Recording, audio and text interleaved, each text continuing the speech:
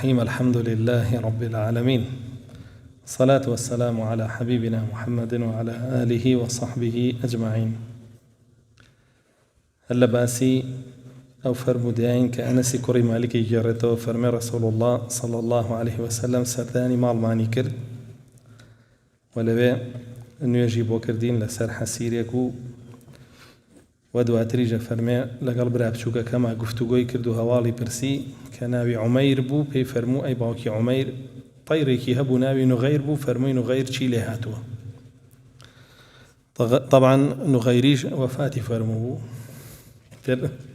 نبرو هوالي برسي رسول الله صلى الله عليه وسلم درسي بيشو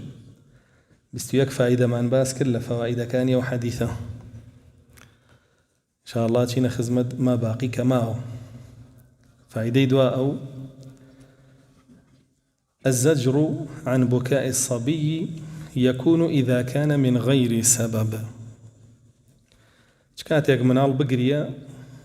تو هيوريكي تو علي مقرية ودواتر قرهات وهربر دوام بولا قريان تو لي ترابي علي نابي بقرية كاتك كبه هوكار به اگر هوكاري هبه قريانكي بودنيا لي ترابي شكا بدس خوينية ضلي أقوشريو مناله ورمونا شتيكي أشكي شتيكي فوتيه تبونية لي ترابي أو حقي خويتي بقرية وأو نازاني شون بوي قربوه كريتوا وناش زاني كأجر بدستي بينته وكو أوي خويتي ياخدنا عقلي أوينيك أو بير كدنا وأنا بير كاتو بويا طبيعية لحالتك أو السببك هبي بقرية ديارة عمير قريا وبو طيركي كمردار بوتو بو بالندكي كمردار بوتو بويا رسول الله صلى الله عليه وسلم لي تورا نابه والله بوشي قريا بو تيركو شنك حقي خويتي بقريا بويا مقاعديكي جوانا لتربية داني منالا كاقر قريا هو كاري هبو قريانا كي تو بودنية اللي تورا ببي أتواني بلاي ما قريا حقي بو كمو بو تكرمو آوا بلان بودنية اللي تورا بي شنك أودا صلاتي بسر خوانية خالد أو سؤال برسيار كردن لحالي كسيك كخوش تبي ولهر شتێکیش کە بۆ ئەو گرنگە ئەگەر تۆ برایەکت هەیە برادەرێکت هەیە بچووکە گەورەیە لە هەر ئاستێکا هەیە هەستەکەی کە شتێک هەیە لە ژیانیا ئەو شتەی بەلاوە گرنگە تۆ هەواڵی ئەو شتە بپرسە و دوعا بکە الله جل جلاله بەرەکەتی تێبخا بۆی. شێرەکەی رسول الله صلى الله عليه وسلم هەواڵی چییە پرسێ گرنگترین شت لە ژیانی عومەیرە باڵندەکەیەتی فەرمێ چی لێ هاتووە ترکاڵێ مردووە رسول الله صلى الله عليه وسلم دڵنەواییەکە خاڵی دوا ئەو دروستە منداڵ بانگ بکەی بە کونیە وەکو ڕێزلێنانێک بۆی ئەم خۆی ناوی عومەیر بوو رسول الله صلى الله عليه وسلم بە ئەبوو عومەیر بانگی کرد فەرمووی یا ئەبا عومەیر هوش معناه رسول الله صلى الله عليه وسلم ريزي لمناڵی ژناوە بەو کونیەیە ولا عربە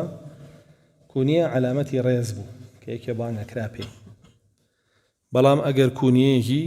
باش بێ نە کونیەیەکی ناشرین بێ وێ رسول الله صلى الله عليه وسلم ناوەکەی خۆی بۆ کرد بە کونیە حتى ئەڵێن عایشە خاتون پێی نەئەوترا ئوم فلان کونیەی نەبوو لەبەرەوەی مناڵی نەبوو. رسول الله صلى الله عليه وسلم فرمي تكني بكنيتي ولدك عبد الله فرمي أو كنية بكاربينا هي أو من داليك بخي وكدوكو كري خوت كيابو عبد الله كري زبيرو إذا بيانا ود أم عبد الله جابويا كنية لا عرب وجني شو بو بياويج علامتي ريزبو خالد أو دروستە ئەو کونیە بە یەکێکیش بڵێ ئەگەر مناڵیشی نەبێ چونکە عومەیر عمری 3 ساڵە نەژنی هێناوە نە مناڵی بووە کەچی پێیە فەرمێ ئەبا عومەیر وەکو باسیشمان کرد عایشە خاتون مناڵی نەبوو کەچی پێشی وترا ئوم عەبدوڵڵاه وە دروستە ئەو کونیە وەکو ڕێز بەکاربێنی بۆ کەسە ئەگەر مناڵیشی نەبێ. خاڵی دوا ئەو یعنی تەماشا بکە رسول الله صلی الله علیه وسلم چۆن هەستی خەڵکی ڕاگرتووە و وای لە خەڵک کردووە خۆی بە کەم نەزانێ خۆی بە شت بزانێ يعني و بۆ خۆی فایدەیەکە. خاڵی دووە ئەو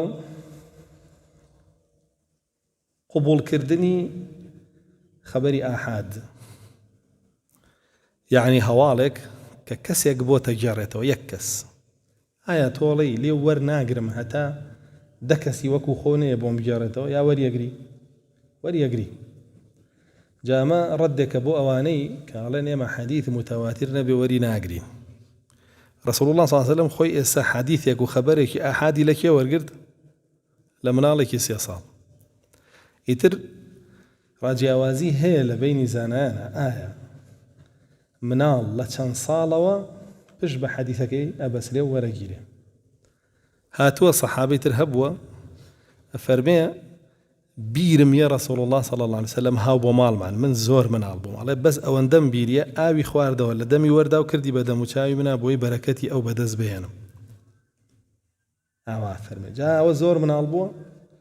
کەچی ئەو حادیثەی لە بیر بووە حەدیثیان لێ وەرگرتووە. لێرەش رسول الله صلی الله عليه وسلم بۆ خۆی لە عومەیر حەدیثەکە وەرەگرێت کە عمری 3 بۆ 4 ساڵە. جا ئەمە هەم ڕیوایەی صغیری تایە و هەم ڕیوایەتی ئاحادیشی تایە کە هەردووکی وەرەگیرێ بە پێچەوانەیەوانەوەی کاڵێن وەرناگیرێ. خاڵی دووە ئەو ئاساییە منداڵ یاری بکە بە باڵندە ڕایگرێ یاری پێ بکە ئەگەر بزانی نایکوژێ ئەگەر بزانی پارێزراوە بێ لە دەستیا تۆ سوور بزانی بیتە دەستی یەکسەرەی خنکێنە نابێ بیتە دەستی نابێ بیاڵی یاری پێ بکە. بەڵام ئەگەر بزانی نایکوژێ لە ناوی نابە ئاساییە بیتە دەستی و ئاساییە باڵندە ڕاگری تەیر و تیور لە ماڵەکەی خۆتە بۆ با بڵێن خۆشگوزەرانی و خۆشحاڵی خۆت. چونکە ڕاگرتنی ئاژەڵ و تەیر و تیور و ئەو بابەتانە لە ڕووی دەرونیەوە ئاسوودەیی بە ئینسانە بەخشێ. الله سبحانه وتعالى لباريه وفرمه ولكم فيها جمال حين تريحون وحين تسرحون. فرميه آجلو پلورو باڵندەوشتانە کە تۆ ڕادگرتووە یا هەتە جوانیەکی تایە کە خەمڕەوێنە لە دڵ و دەروونتا لە بەیانیان و لە ئێوارانە ئەگەر بە بەردەم تابێت یاخود خۆ بڕی تەماشای بکەی. بۆیە دەروونزانەکانی ژەڵێن ڕاگرتنی تەیر و تیور و ئاژەڵە ماڵیەکان علامەتی سەلامەتی دەرونیە و کەسەیە کە گرنگی پێدا و شتێکی ئاساییە ڕایگری. و ئەوسا زۆر گرنگیان بە باڵندە نایەوە کە گرنگیان پێداوە ئەسب بووە وشتر بووە و مەڕ و ماڵات بووە. خودی رسول الله بۆ خۆی صلی الله عليه وسلم ئاژەڵی هەبووە ڕایگرتووە و گرنگیشی پێداوە. جا بۆیە ئاساییە ڕای بگری. بەڵام ئەوی کە نەهی لێکراوە لە لای زانایانی گران حەدیثێکمان هەیە باسی کۆتر ڕاگرتنەکە کە فەرمێ شەیطان اتبع شەیطانە ئەوە حەدیثێکی ضعیفە تەواوی محدثینە فەرمون حەدیثێکی ضعیفە. بەڵام ئەگەر بێت و ڕای گریت و سەربانە و سەربان کەیت و سەیری ناوماڵی خەڵکی بکەوە حرامە. بۆی چێوە حرامە؟ سەربانە و سەربانکردنەکەت بۆی سیرکردنی ناوماڵی خەڵکەکە. ئەگەر ڕای گری لە قەفەز و شتا بۆ جوانی و بۆ بەچکە و شتی ئیسفادەی لێ بکەی ئەوە فتوای زانایانی لەسەر لە قەدیمەوە دروستە. و لە حاڵەتێکی ترە ئەگەر ڕای گری بۆ سحر ڕایگرێ بۆ سحری پێەکە بە قاچی بە باڵی بە سەری بەوانەی یاخود ڕایگرێ بۆی سحری پێوەکە یا بۆی تلیاکی بفرۆژێ وەکو چۆن ئێستا بە زاجل وانایکەن لە هەندێک جێگاکانەوە ڕایگرن تلیاکی پێوەکەن و بۆیە نێرێتەوە دوایی ئەوە ئەبێتە حەرام. و لە قەدیمە بەکارهێنراوە وەکو نامەبەر خەلیفەکان بوویانە با کۆتری نامەبەران نامەیان ناردۆ بۆ یەکتر هەواڵی جەنگەکان و هەواڵی با بڵێن حاڵی دوژمنەکانیان لەناو وڵاتەکانی خۆیانیان نەگەیانەوە بەویتر لەبەری تەلەفۆن و ئەو بابەتانە و تۆڕی کۆمەڵایەتی ئەوە هەبووە. و ئەگەر کۆتری نامەبەر بە یەکێ بگیرایە خەڵکی ئەو شارە نەبووە ئەوە یەکسەر بەرزەکرایە بۆ لای خەلیفە ئەگەر دەربکەوتایە ئەم کۆترە بۆ جاسوسی بەکارێنێ یەکسەر ئەیان کوشت لەبەرەوەی بەڵێ هەواڵی کۆ کردەوە دوایی لەسەر نامەی نووسی کرد بە قاچی ئەم کۆترەوەی بردەوە بۆ دوژمنەکەیان ئەوانیش ئەویان حسابی تەجەسوس بۆ کرایان کوشت. بۆیە لەو حاڵەتانەیە بەکارهێنانەکانی بۆ شێوە گۆڕێ بەڵام بەعام ئاساییە کە ئینسان باڵندە ڕاگرێ چ کێوی بێت چ ماڵی بێ سوودی لێ ببینێ بۆ خۆی. خاڵی دوا ئەو ئاساییە دایک و باوک ڕێگە بن کە مناڵەکەیان مەشغوڵی یاریەک بێ کە سوودی هەیە بۆی، مەشغوڵی یاریەک بێ کە سوودی هەیە بۆی. عادەتەن ئەو یاریانەی کە سوودیان هەیە بۆ ئینسان ئەو یاریانن کە ئیستیفادە بە جەستەی و بە مێشکی ئەگەیەنێ، نەک زەرەر لە لەشیشی و لە مێشکی بە. سەیاریە ئەلکترۆنیەکان ئەم پلەیستیشن و ئەکسبۆکس و ئەم بابەتانە بە گشتی زەرەر لە جەستەژەیە لە مێشکیشەیە، ئللا لە حاڵەتێکانە بێ بۆ سەعاتێ بیدەیتێ و لێ سێنیتەوە، بەڵام بە بەردەوامی پێ بێ و لە بەردەمیا دانیشێ ئەوە تەدمیریەکەی تەفروتونایەکەی مناڵەکەی خۆت بەدەستی خۆت وەوە بەرپرسی تۆ لەو مناڵت. رسول الله صلى الله عليه وسلم فرمي الرجل راع في بيته ومسؤول عن رعيته والمرأة راعية في بيت زوجها ومسؤولة عن رعيتها. پیاو بەرپرسە لە ماڵەکەی خۆیە لە منداڵەکانی و لە قیامەتە لێپێچینەوەی لێکرێ لەسەر و بەرپرسیارەتیە و ژنیش بە هەمان شێوە. وێ نابێ هەموو هۆشەلایەوە بێ مناڵەکە لە کۆڵ خۆم بێتەوە مەشغوڵ بێتر، نە اعتیادی ئەو مناڵەت بچێتە دەرەوە کەس زۆر کەس موازەناکە لێرەیە مەشغوڵکردنی بە یاریەکی ئەلکترۆنیەوە بە باشترە زانێ لەوەی بچێتە دەرەوە خۆڵاوی بێ، بچێتە دەرەوە خۆڵاوی بێ باشترە لەوەی مەشغوڵ یاریەکی ئەلکترۆنی بێ. عیلم ئێستا سەلمان دوێتی ئەسڵەن خۆڵاوی بوونیشی ئیسفادەی پێگەێنێ، ئیسفادا گەێنێ بە جەستەی بە مەناعی بە هێزیەکە یارمەتیایە لە زۆر شت وەیە بەجێی بێڵە بڕاتە دەرەوە یاری بکە. حتا لە تەفسیری ئەو ئاەتە کە لە سوورەی یوسفە هاتووە ئەرسیلهو معنا غەدەن یەرتەع وەیەلعەب، ئەفەرموون بەیانی بینێرە بۆ لەگەڵمانە با لەو دەشتەیە یاری بکە هەڵسێ دابنیشێ، یعنی دنیا ببینێ تەعامل لەگەڵ مادەکان بکە، لەگەڵ خۆڵی بکە، لەگەڵ بەردی بکە، لەگەڵ هەر شتێ لەو بابەتانە. بۆچی؟ بۆ ئەوەی جەستەی بەهێز بێ، بۆی فکری بەهێز بێ، بۆیە هەر شتێ زەرەر با لە فکری ئینسان و زەرەر با لە جەستەی هەر یاریەک ئەوە حرامە بۆ گەورە و بۆ بچووکیش. ئەمە خاڵی یەکەم. و هەر یاریەک ڕێگر بێ لە بەردەم ئینسانە کە لە ڕووی دنیاییەوە یا لە ڕووی قیامەتەوە پێش بکەوێ ئەویش هەر حرامە، چونکە کاتێ لێبە بەبێ ئەوەی سوودی هەبێ بۆت ئەویش هەر حرامی. تر دۆمینەیە تاوڵەیە هەرچی هەیە کێ بۆتان حەڵاڵەکە با بیکە، ئەمە کێشەمان نییە. بەڵام بەڕاستی ئومەتی ئیسلام ئێستا لە حاڵێکانیە مەشغوڵی لە هەولعیب بێ، لە حاڵێکە کە ئەبێ هەوڵ بە خۆی پڕعیلم بکە، خۆی پڕکە لە ئیمان دینەکەی بە جوانی فێر ببێ پەیڕەوی بکە و جارێکی تر ئەو ئیسلامە بەرز کاتەوە، نەک دابنیشە مەشغوڵی لە هەولعیب بێ. كاك الله سبحانه وتعالى بيدا فرمي القرآن فإذا فرغت فانصب وإلى ربك فارغب. أجر حر إيش نبو تشيبك أولا قينا إيش نبو دومينك طاولك وات بين على ملا ها دي الله جل جلاله أنا عليه فرمي فانصب يعني لعبادة ربك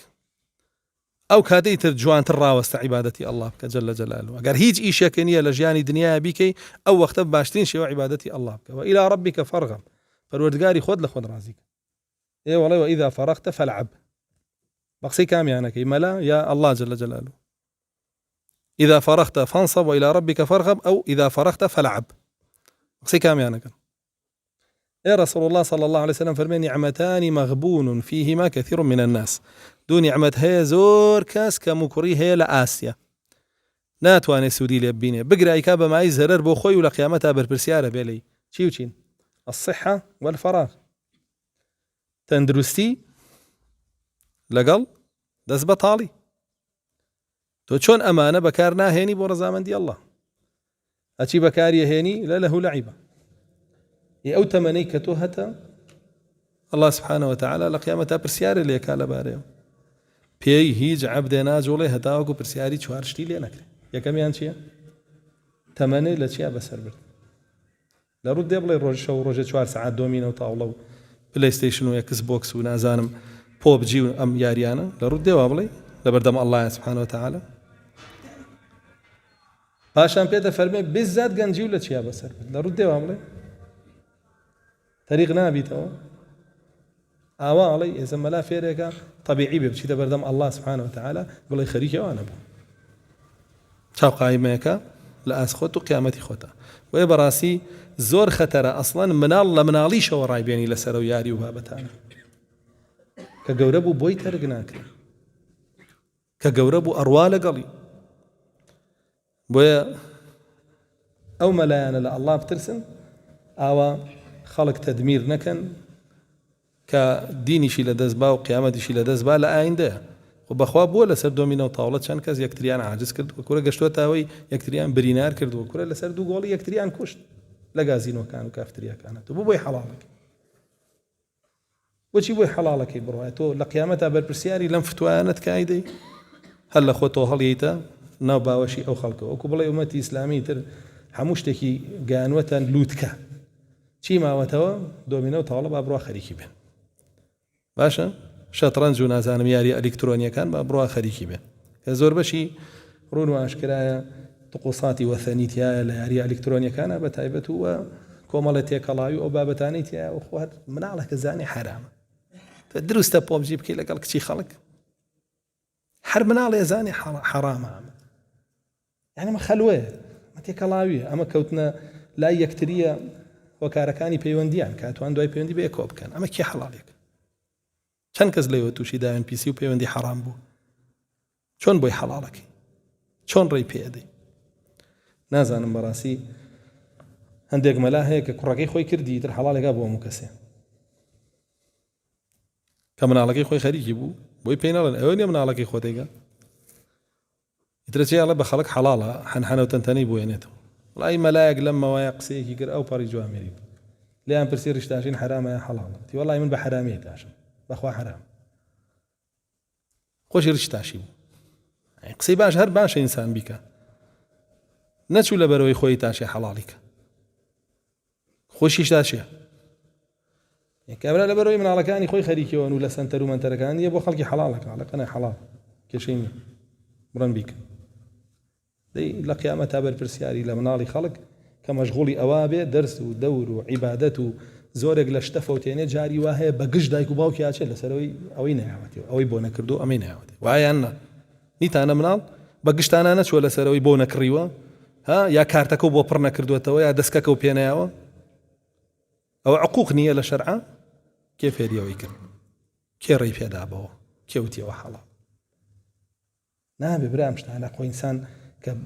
هێوە قسە بکات لە شتێکە جارێ با بڕوا بزانێت سوودی هەیە بۆ ئەم ئومەتی ئیسلامیە زەرەری هەیە ئیبن قەیمی جەوزیە فەرمێ قسەی حەق بەوایە بناسەرەوە تەطبیقکردنی ئەبێ بە سوود بۆ ئیسلام و بۆ مسلمانان قسەی بەتاڵیش بەوایە بناسەرەوە تەطبیقکردنی ئەبێتە زەرەر بۆ ئیسلام و بۆ مسلمانان ئەگەر یەک تۆز حەقە بوێ ئەم قاعیدەیە تەطبیق بکە کە ئیبن قەیمی جەوزی دایناوە ئیترە زانی کێ ڕاستی بوو تۆ کێ درۆی کردووە لەم ئیسلامەیە بۆ هەتایە ئەزانی کێ قسەکەی بەتاڵە و کێ قسەکەی حەق چکە بەڕاستی ناگونجێ تۆ مسلمان بی و قسەیە بکەی زەرەر لە ئیسلام و لە مسلمانان بدا و ئەنجا بژڵێ وەڵا حەقم وتووە وەڵا برا بەتاڵە وتووە حەقە نەوتووە بۆیە دروستە دایک و باوک یاریەک کە سوودی هەیە بۆ دین و بۆ دنیای مناڵەکانیان بێڵن بیکە رسول الله صلى الله عليه وسلم چێتە مزگەوتەوە لەگەڵ عومەری کوڕی خەتابایە دوو مناڵە بینێ بە حەربە یاریەکەن بەڕم ڕمبازیەکەن ئیمامی عومەر پێی ناخۆشە بێ فەرمێ دەست هەڵگرن لەو یاریە مناڵی نەعەزێتی یەکەن رسول الله صلى الله عليه وسلم فەرمێ لێیان گەڕێ ئەوە بۆ جیهاد باشە ئەوە یاری مناڵی سەحابە بووە بۆ جیهاد باش بوو ئەیە سەبڕە پۆپچی بکە بۆ جیهاد باشە لەوێ لەگەڵ کچێکا خەریک بە بۆ جیهاد باشە فێری جیهادێکە باوەڕەکەن هەبوو وای تۆ دەدی چەکوشت فێرە بی و بۆ جیهاد باشە ئەوەی پێوتوە باشە کوڕەکە و خەریکی جیوانان خەریکی دڵداریە لەگەڵ کچێکا لەکوێ ناسی لە پۆبجی ناسی جیهادەکە ئەی مەلاکە بۆیە کارەساتە بێ بزانی چی یاریە بکات و وەچی سوودی پێگەێنێ پاشان دروستە ئەگەر باڵندەیەکە ڕاگرت باڵی هەڵکێشی بۆی لەلا دمێنێتەوە نەڕوە چونکە ئەم باڵندەیە کە عومەیر ڕایگرتە بوو باڵیان هەڵکێشا بوو بۆی لەلای بمێنێتەوە ئەوەش دروستە و هیچ کێشەیەکی نییە أم فرمودي وشي لي ورقيري چونك رسول الله صلى الله عليه وسلم قادار بو كاو باڵندەی لەلایە و ئیقراری پێکرد بۆ ئیقراری رسول الله صلى الله عليه وسلم بۆ جوازم دروستە ئەو یاریە کە سوود دەگەێنێ بە مناڵەکەت پارەی پێبەی بۆی بکڕی دروستە ئەو یاریە کە سوود دەگەێنێ بە مناڵەکەت بە لەشی و بە عەقڵی و بۆ دین و بۆ دنیای باشە پارەی پێبەی بۆی بکڕی بڕۆ بینێرە جێگایەک فێری هونەرەکانی جەنگی بێ و دوای کیسێکی بۆ بکڕ با لەسەری بجوڵە بڕۆ بینێرە فێری شەمشێربازی و ئەو باوەتانە بێ دوایی بۆی بکڕە بە ئەنجامی بدە نا ئەوانە نابێ باش نییە ئەوانە بۆی سبێنە دیفاعی لە خۆشی پێ نەگرێ هەر شتێک سوودی هەیە بۆی بڕۆ پارەی پێ بۆی بکڕە با یاری پێ بکە و ئیسفادەی لێ بکە پاشان دروستە خاڵی دووە ئەو پارەبەی بە ئاژەڵی ماڵی یاخود کێوی بۆ ڕاگرتن مامەڵەکردن پێوەی دروستە حەڵاڵە هیچ کێشەی نییە تەیر و تیور و ئەو بابەتانە و ئاژەڵەکانی تریش کە ماڵیە و کێویە و پاکە و زیان بەخش نییە و پەلاماردەر نییە دروستە مامەڵەی پێوەکەیت و پارەی پێ بدەیت و ڕای بگری شتێکی ئاساییە چونکە ئەم تەیڕە کڕی بوویان بووی و دروستە لە حیلە ئاژەڵێک ڕاو بکەی لە ئیحرامە پێت بێ چونکە ئەم تەیڕە خۆی لە ئەساسەوە بە سەحابەیەکە بێ لە ڕێگە کە ئەوێ بچێ بۆ حەج پێش میقاتەی گرێ یان هاتوواڵن لە میقات گرتوێت دوای ئیحرامە بەستی هەر پێ بێ باشە دوای هێنێتەوەی فرۆشێ ئەوە دروستە بەڵام ئەگەر ئیحرامەکەت بەست ئەنجا بڕۆی بیگری حرام دروست نییە والله جل جلاله حرامی کردووە لە قورئانە بە نەسی ئایەت لە سوورەی مائیدەیە ئەوە خاڵێکی ترە کە ئەوەش فایدەیەکی فقهی زۆر گەورەیە و گرنگە وەرگیراوە لێ چونکە هەندێک لە زانایان ئەڵێن دروست نییە لە حیلی شابی ڕاو بکەی ئەنجا بڕۆی بەرەو حەرەم خاڵی دووە ئەو بوو بە چەند خاڵ 34 باش دروستە ناوبنی لەو ئاژەڵەی کە هەتە ئاژەڵێک بوو ناوی نابوو نوغەیر رسول الله صلى الله عليه وسلم هەر بە نوغەیر وانگێ کرا ئاژەڵێک بۆیە ئەسپە هەیە هەرچێکتێ ناوێکی لێنێ ئاساییە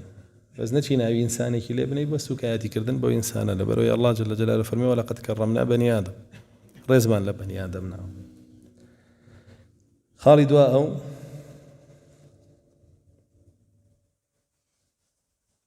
دروستە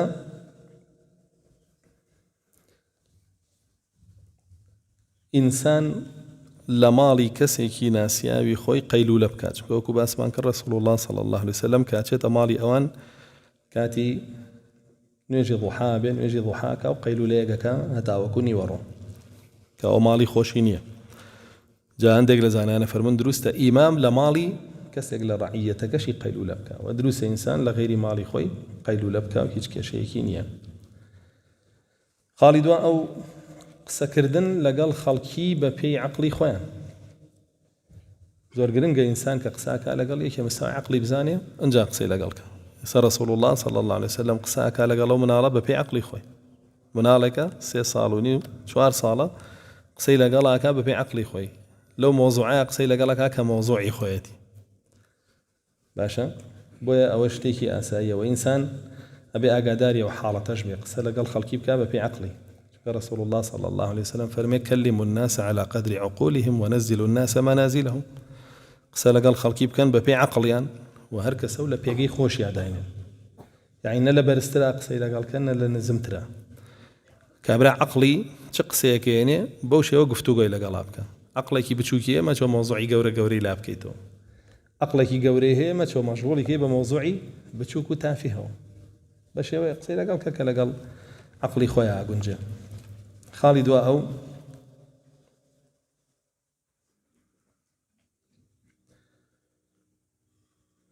واجبە ڕێز بگری لەو کەسەی کە سەردانت دەکا چونکە لێرەیە رسول الله صلى الله عليه وسلم سەردانی ماڵی ئەنەسەکە و ئەوانیش ڕێزێکی زۆری لێگرن کە واجبە رسول الله صلى الله عليه وسلم فرمي من كان يؤمن بالله واليوم الآخر فليكرم ضيفه كي بطواوي إيماني بالله وبروجي دعائي هي بارز لميوانك بقري وقرز لميوانك ناقري أو إيمانك طواوت نية نقصان إيمانك أقدار بن ميوانك شايستي رز به ميوانك هاتولا مالكتا سكايتي تبيكا وتعداد ليك واجب لسر دفاع لأخوتك هل يتدروا أجر نجروا بيودس اللي أبوش يعني بيكو جيتش لسرني بتكو جي شيدي باشا إنسانيات وأنا مسهتك لا مالك إخوتا جالا ميوان ما بيرزم لي بقري يعني ولا كوي ناوت والله أتكما دارو ريزي شلي أنا أقرم زورق لصحابة وتابعين خلق هاتوتا مالكيان لبرو يزاني وأنا مبتدع كرديت يدرو ابن سيرين بدو كسقي وتشي تيجر نسنا درو من مالكتان بو بجيالا مش كنا ميشرو شاوتان بينا إهاتي شنو تيان شي وتيان يقعت بو خوانينو يقعت خلق قاش ديانا ابن سيرين باشا يقعت يخوان دوا بيخوان داتو فرمي آتكي بو بدعكي يخوان دوا الترسام بو آت شبهم بو دروس كالا سر سنتكم أمين نيملي بويا يا أو تشدرو يا منش مدر أما بيرزين يا بميوان وبيا قدار بن كاتك ميوان ريزي ليه جيري كبريزا وهاتبه نوق ببي ريز هاتبه وبوش كاندني تو هاتبه باشان اگر بيتو انسان كميك نازو نعمت بكار بهنا لوي الله جل جلاله بي بخشيوه بي تواني سندنيه شو الليره دايكي انس كري مالك خواردنيك دروسك ابو رسول الله صلى الله عليه وسلم كغوشتي تيايو ولا قال آردا تيك الله كراو لنا وشوريا كلين را ولا قلاو خرزي بيه وتريو عزام او خواردني بو دروسكا كو خواردني كي خوش بو بابلين بو كسي عزيز وخوشويز دروسكا رسول الله صلى الله عليه وسلم اي خواد لقال انا نالي ولا من زهدكم وناخم خواردني كي جرام باهاي و خوشو اي خواد لقال انا تي بو مالي كسي ها قوزيد بوكا معناه ونيه ولا سنه لا دا بيخو قوزي قيتشكا باشا اوعي وين دعوه تانكد شتي صف مش كان قيناك هاد سنه حيوان صار برنا اگر هبو اگر نبي اسرافه بس اگر هبو سري برن خالد واو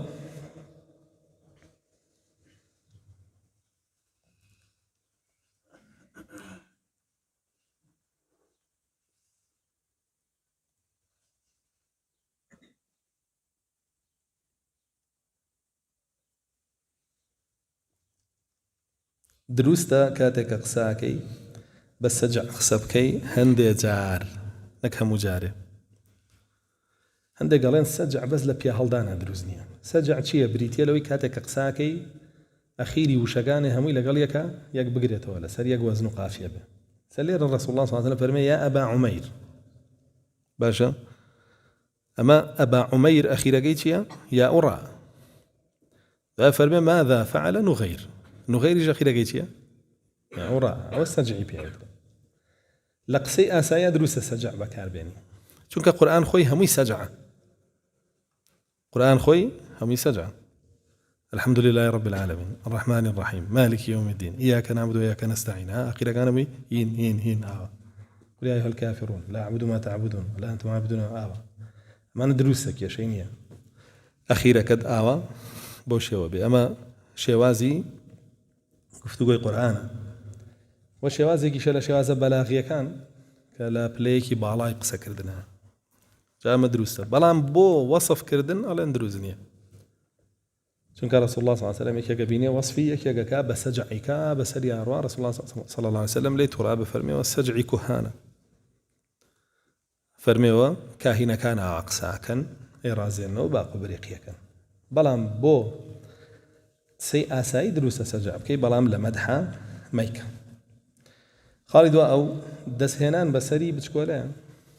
منالي بتشكولا سنة دسبيني بسري أنا وشاني ما تكي چونك رسول الله صلى الله عليه وسلم دسهني بسري عميرانا وشاني شي ما تشكا والسنة خالد أو دروس دعاء بكي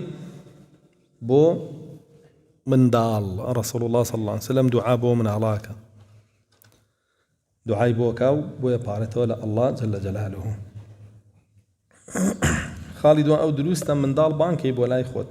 ڕسوڵ الله صلی الله علیه وسلم بانگێکا بۆ لای خۆی و لە خۆی نزیکە کاتەوە.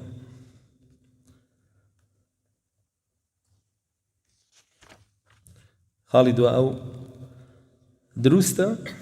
ئاژەڵێک ڕابگری تایرە باسمان کردوە بەڵام واجبە لەسەر بیپارێزی لە سەرما و لە گەرما و لە برسێتی و لە تونیەتی نابێت لێی بگەڕی بمرێ.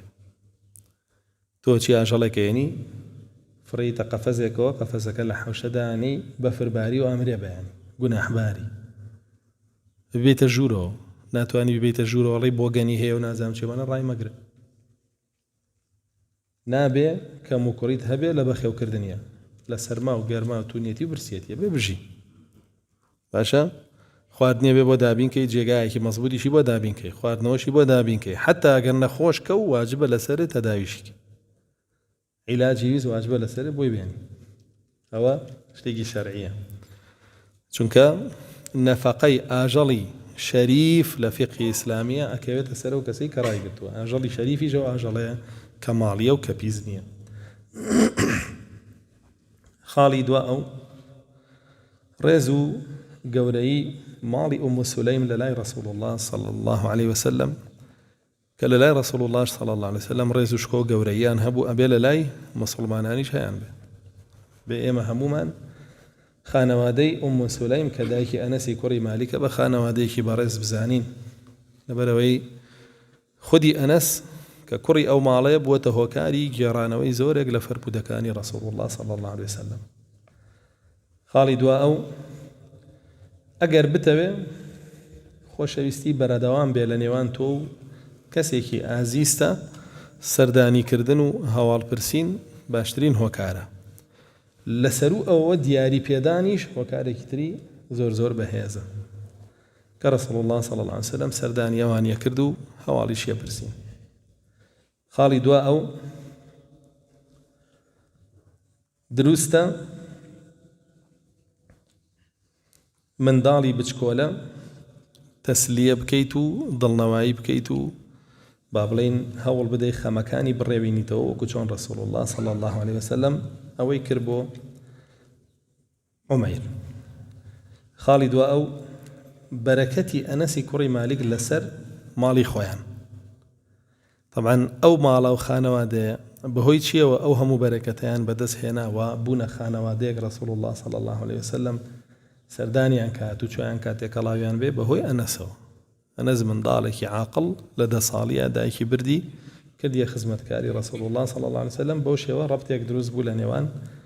ئەوانە.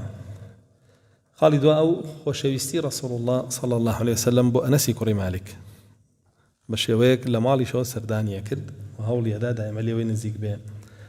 خاڵی کۆتایی وەفای ڕەسوڵ الله صلی الله عليه وسلم بۆ ئەو دایکە کە منداڵەکەی برد خزمەتی ڕەسوڵ الله بکە کە ڕەسوڵ الله صلی الله عليه وسلم بەردەوامی تر پێی لێدا نەبڕین. ئەمە کۆمەڵی فەواید بوو زانایانمان لەو فەرمودەیە دەریان کردووە رە حەزم کرد بیزانن و کۆمەڵێک ئادابیشی لە خۆی گرتە بوو گرنگ بوو. بە چەند سەنەدێکی تر هەمان فەرمودەی هێناوە نایخوێنینەوە ئەچینە سەر فەرمودەی ژمارە 38 ئەفەرمێ عن أنس ابن مالك قال ما شممت رائحة قط أطيب من رائحة رسول الله صلى الله عليه وسلم ولا تناول أحد يده فيتركها حتى يكون هو الذي يتركها وما أخرج ركبتيه بين يدي جليس له قط وما قعد رسول الله صلى الله عليه وسلم رجل وما قعد إلى رسول الله صلى الله عليه وسلم رجل قط فقام حتى يقوم. أنسي كوري مالك فرمي هيج بونيك بقر بوني رسول الله صلى الله عليه وسلم خوش نبوة لايمن فرمي هرچی بوني خوش بونم كردوه بوني رسول الله صلى الله عليه وسلم لبوني همو كسي خوش تربوه.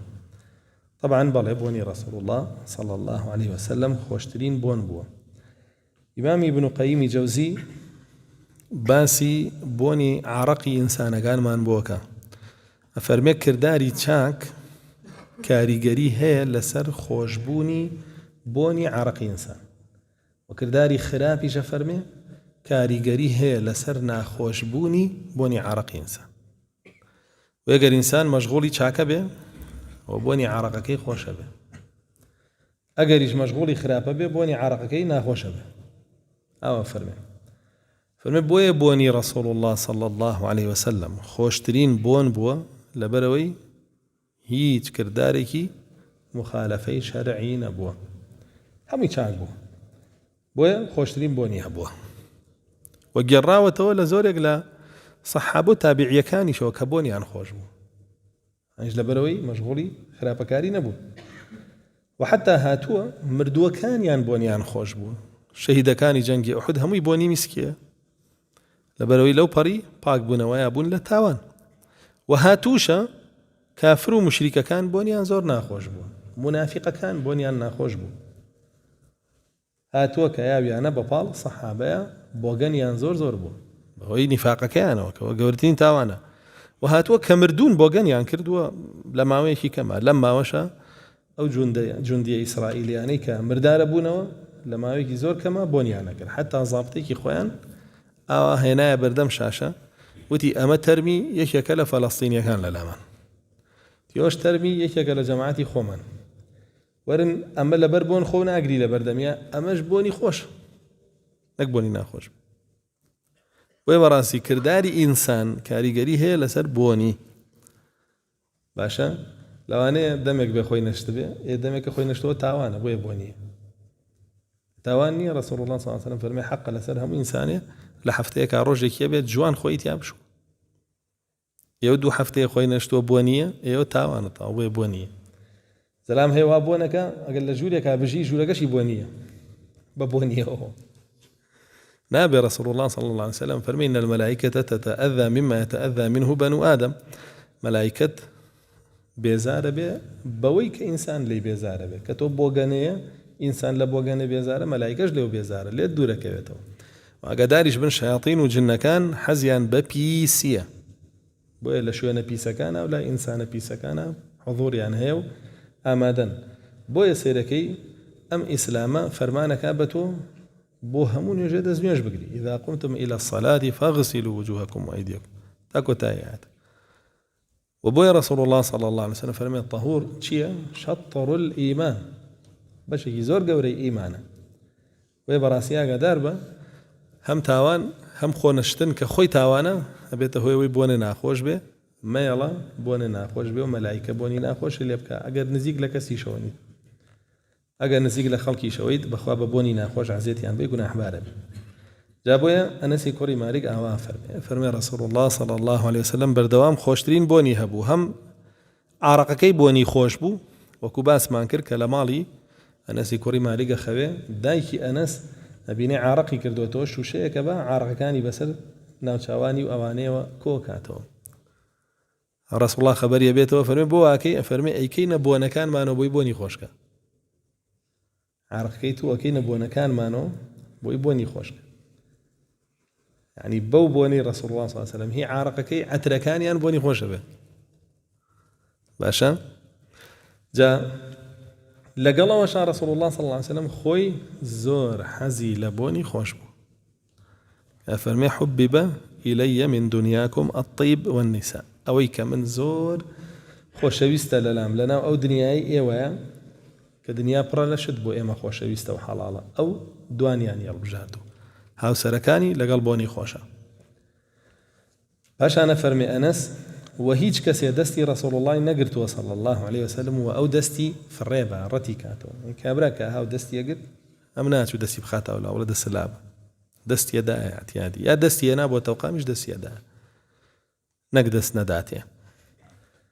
باش أنا فرمي كدستي شي أقرد أم درينا هنا لدسياتا أو دستي شلكر أنجا دستي دره هنا لدسيا معناه ونيك هيك التوقي لقال كده أو دست شلنا كات وجنيكي قفلة بن بيكو عرف باشا وكو عرف چند بيوسه دس بقري ولا دس بقري طاو قد دينيش بيدنا على تو دسي كابرا بقرا يتريج ملزمه بدسي تو برناها قفل بيبيته وكلا بشبيه قد دين واو بيناله ولا برو خلق نار حد كبو هو خلق هي استفزازي تو كاد سيغري الله بيغمر صلى الله عليه وسلم دسي برام بركي برناها وتاو بريان ومن دس برناها وەکو بڵێ ئێوە پێ بڵێت دە تۆ مخالفەی سنەت کە دەسی من بەرە نا دەسی بەرە لەو کاتەیە کە ئاوای کا بۆ ئینکاریە ئەوە تۆ ئەسڵەن سنەتە پێکا ئەو مخالفەی سنەتی کردو چونکە ڕەسوڵ الله صلی الله علیه و سلم دەسی کەسیشی نەگرتەوە بۆی قوفڵیکە کە لە بچێکا بەخۆیەوە وای کردووە وای نەکردووە بۆ ئەم حەدیثەوە تێ نەگەن کە یەکێکتان ئەگەر وڵات دەسە بەر بێکە لە بچە بێ ئەگەر بەری مخالفەی سنەتە کردووە وانییە باشانە فەرمێ وما قعد رسول الله صلى الله بيجو ديرك مان هي وما أخرج ركبتيه بين يدي جليس له قط هيج كاتي أجنوي در نخستوا لبرامبر هيج كسيكا كلبرامبر يدانشتو أخرج ركبتيه يعني أجنو كان در نكردوا جاء دو تفسير ورقري ما تفسيري كامو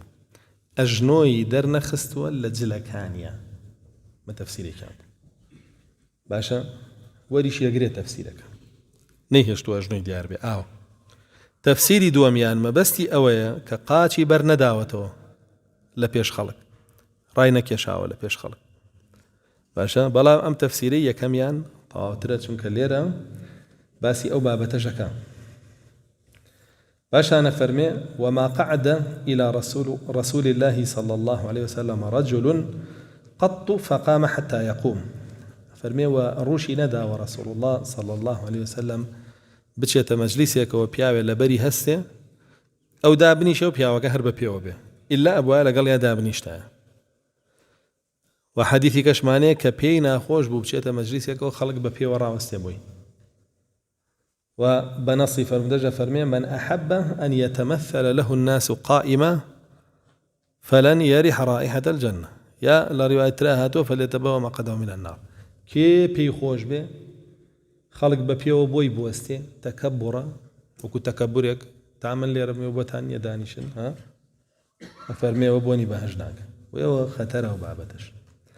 فشان فرمي عن أنس قال ما أخرج رسول الله صلى الله عليه وسلم ركبتيه قط بين يدي جليس له ولا قعد أحد إلى رسول الله صلى الله عليه وسلم فيقوم حتى يقوم الآخر ولا ناول يده النبي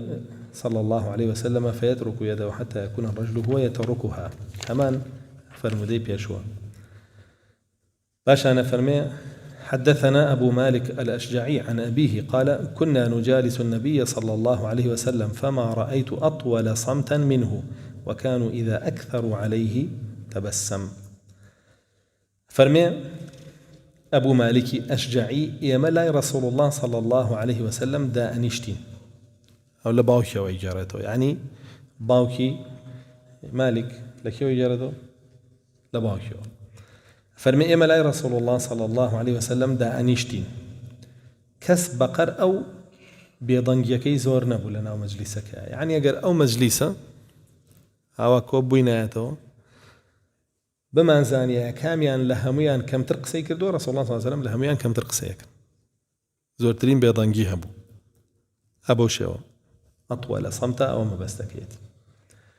فرمي وكاتكيش كزور لبردميا قسانا كرد أو بيكني يعني زردخاني بوكردن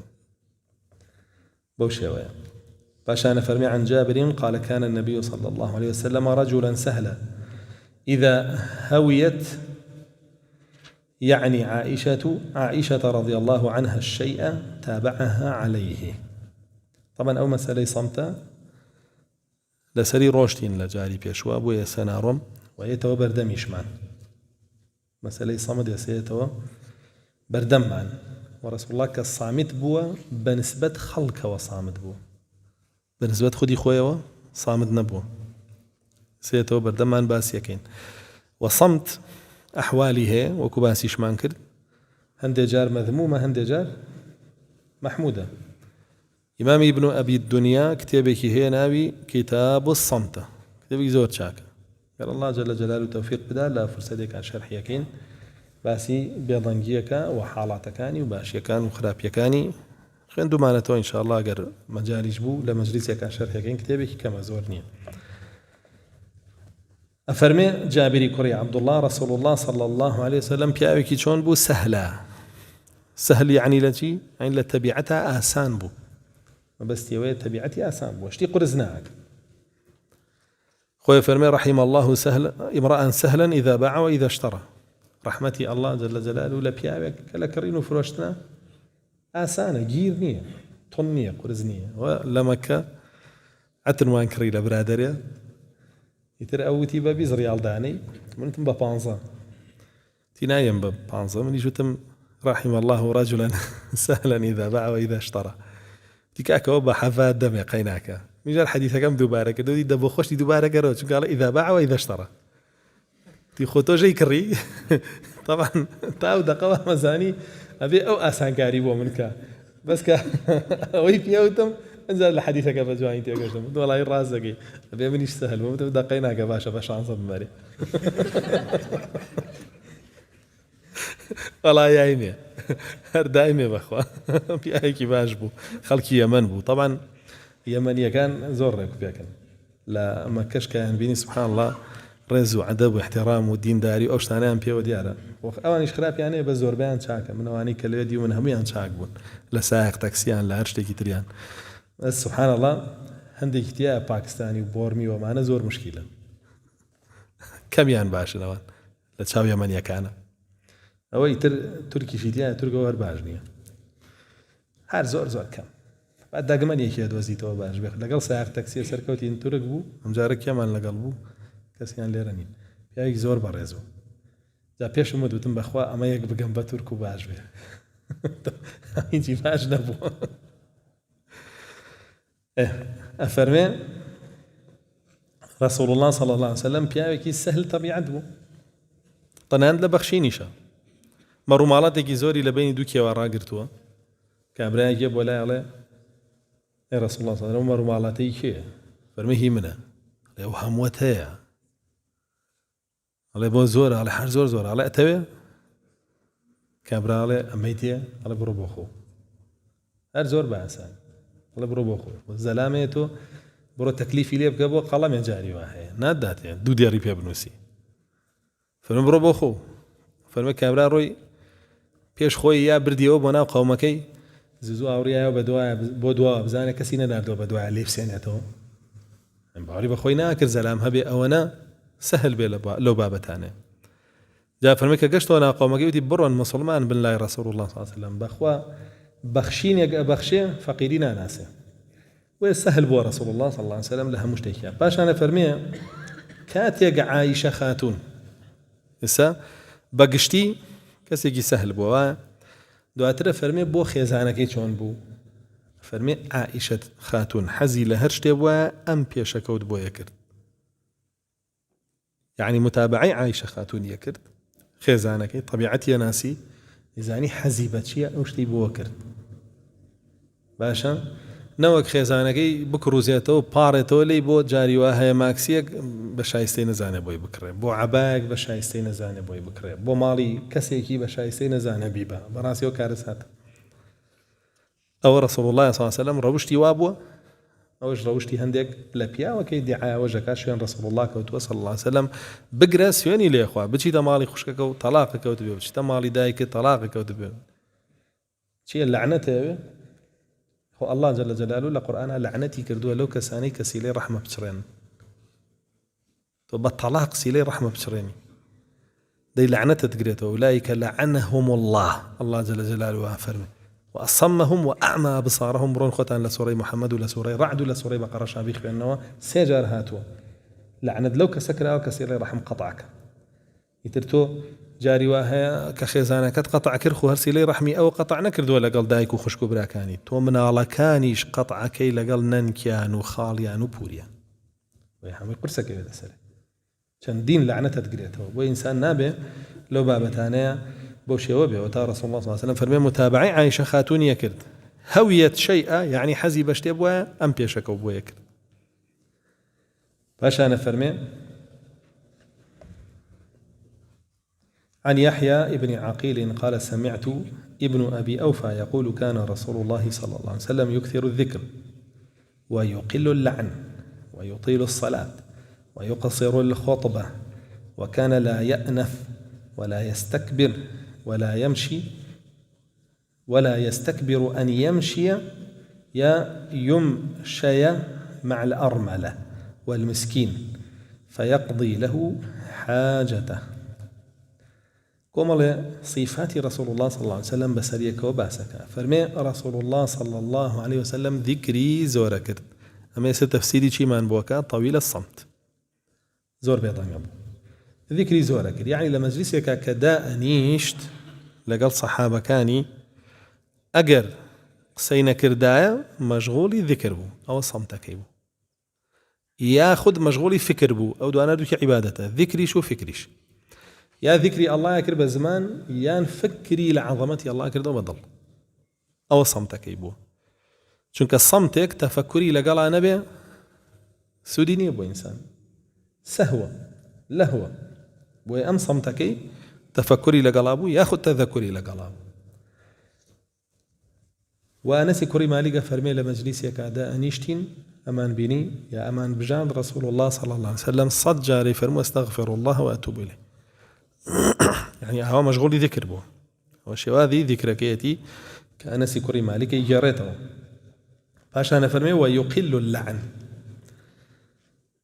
ذكري زورة كرد لعنتي كم بو كانت لعنتي هبو يانا هاي بو بلام كم بو ولعنتي شي كرد بي بحق كردويتي بنا حقني كردو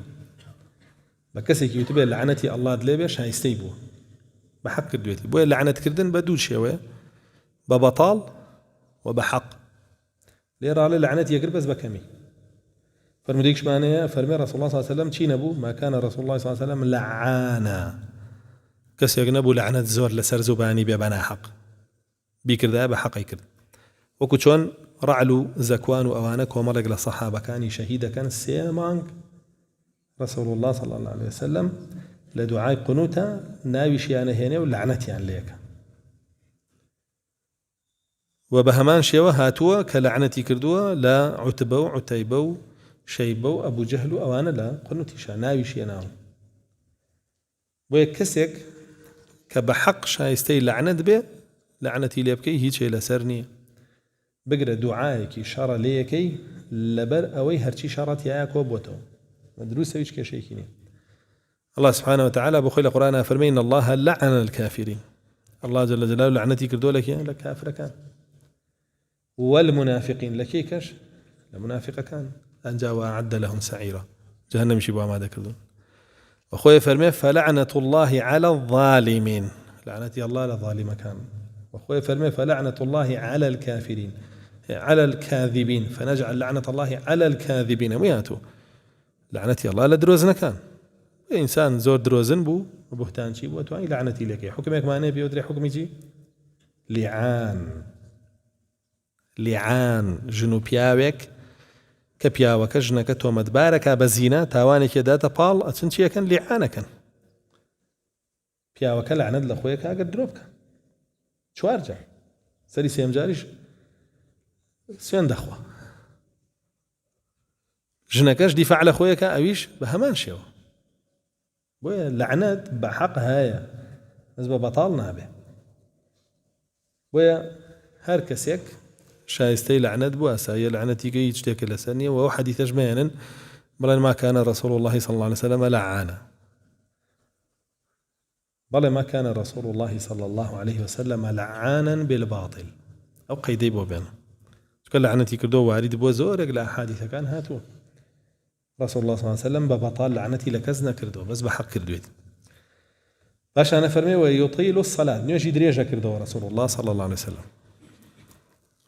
لتاو تشيا لتاو خطبة ويقصر الخطبة خطبة شي كرتا كردو خطبة جمعة محاضرنا محاضرة بو بياني تايا واربو شو تسر من برو هاتو تو قصي كردو نيجي كردو شو تسر من برو هاتو تو نيجي كردو شو تسر من برو هاتو تو نيجي كردو محاضرنا بس وتاري جمعي كرد بو نكشي چن يبوا ناتواني بلاي ابي لنيوجكي كرد تربيه چون نيوجكا بدا دقه يعني بو تاركه 5 دقيقه 6 دقيقه اشتيوانه بو هر خطبه حاجكي كهاتو بو خي 5 6 دقيقه باشا زانا دوقسان هي لسروا افرمون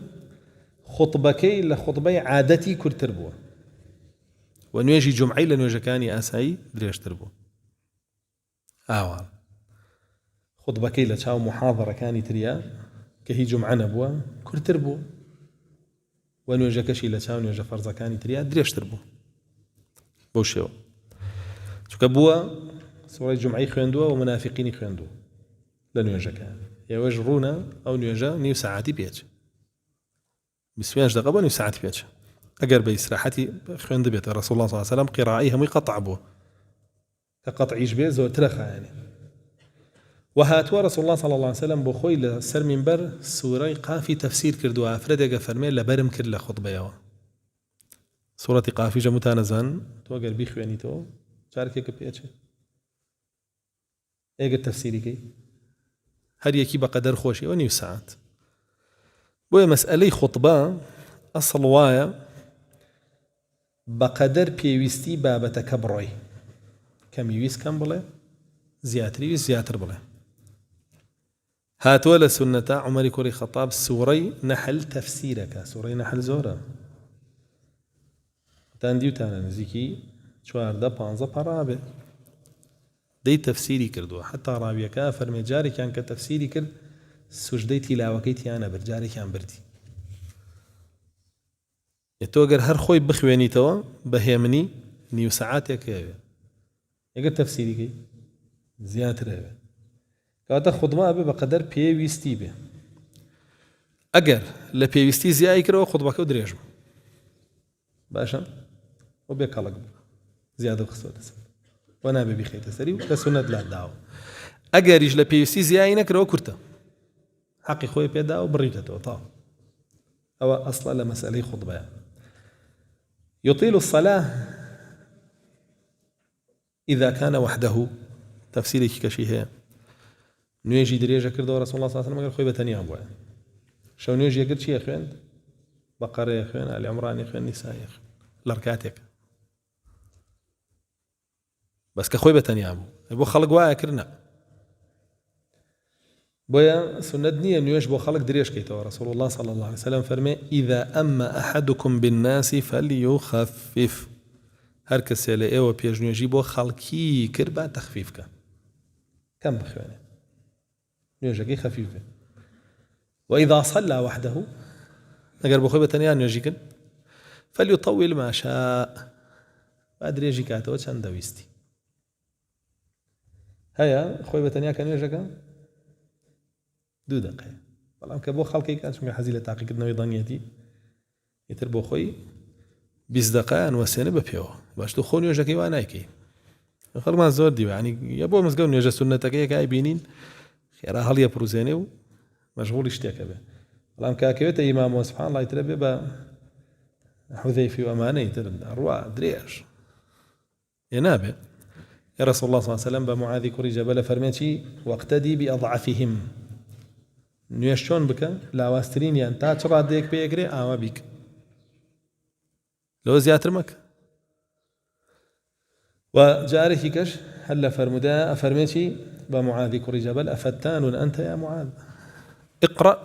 بچی والسماء ذات البروج والشمس وضحاها والضحى والليل أي معاذ فەرمێ خەڵک تووشی فیتنە مەکەوە سوورەتانە بخوێنە لە نوێژە چونکە ئەو لە نوێژی عیشایە بەقەڕەی خوێند خەڵک ناڕەحەت بوو فەرمی ئەو سوورەتە کورتانە بخوێنە بەقەڕە مەخوێنە وێ بەڕاستی ئەمانە حەدیثن لە دواوە ئەقوالی عولەما هەیە کێشەمان نییە با هەبێ ملزەم نین بە جێبەجێکردنی ئەقوالی عولەماوە کار بە حەدیثەکانەکەی بەڵێ هاتووە قەتادە ئەوەندە وەستاوە گۆچانی هێناوە خۆی یاوە بەسەریا لە نوێژەکەیە ئەوەندەی خوێندووە هاتووە لە مزگەوتی ڕەسوڵ الله صلی الله علیه و سلم ئیمامەتی کردووە 50 کاتی کردووە تەراویح هاتووە لە لای عولەما هەندێکیان کە ختم بکەیتە هیچ نەبێ مانگەکە هاتووە بیدعەیە ختم بکەیتە کە ڕەسوڵ الله صلی الله علیه و سلم ختمی نەکردووەتیان ئەبەو شێوە خلاف هەیە لە بینی عولەما لەسەر ئەو بابەتانە بەڵام خلافەکە بەچی حەسم کراوە لە بینی عولەمایە ئەگەر ئینسانێک لە مزگەوتێکا بوو ئەهلەکەی وتیان ختممان بۆ بکە و ئێمە تەحەمولی ئەکەین بۆیان بکە کاتە نابێتە بیدعە و نابێت تاوانیش بەسەریانەوە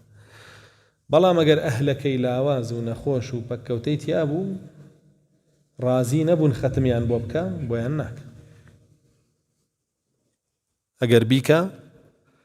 مخالفي فرمودك رسول الله كردو كافرمي واقتدي بأضعفهم كافرمي إذا أما بالناس فليخفف أما مسألة بابلين نيش كردنا بو خلقي لو حالة يعني باش أنا فرمي وكان لا يأنف رسول الله صلى الله عليه وسلم كس يجنبو كبابلين أنفيها به أنفتشي اللي راه ما بس يتشيها ما بس أويك بابلين أو شتانبك كنفسية إنسان بين أخوشه عندك تصرفات هي سورة زاني بران بركات بيزارك بوشي ايكي هرگيز رسول الله صلى الله عليه وسلم نبا قسا نبا كردار نبا إشارة نبا تصرفاتك هولي ندا خلق بيزارك وكو باس ما كرد زور مراعاتي هستي خلقي كردو هولي داوا راي بقره هيش كسيك وكو أو هستيار نبوة برانبر بخلقي شعوري هبو زاني ودي خلق بچي بيزاره به برانبري أنجامي نداوا ولا يستكبر أن يمشي مع الأرملة والمسكين ونسيتي أن يمشي غلطه أن يمشي رسول الله صلى الله عليه وسلم تكبري نبو لريكردنا لقال آفرتك كبياوي نما بوجن به ولقال من دالك إشا كباوكي نما بباوك به بلكو خوي هنگاوي لقالنا